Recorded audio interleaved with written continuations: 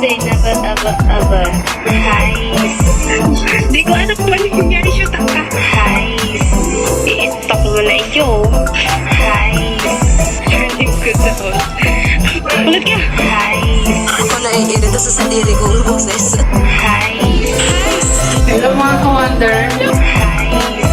Iba-ibang disenyo ng kanyang panty. Miss Heart, naliga dito. Sobrang ko nga pala single si Miss Heart. Itatago natin yung bag niya sa basurahan. Ayos sa diriya. Sige, dadal. Bida-bida ka talaga iyo. Sayang talaga.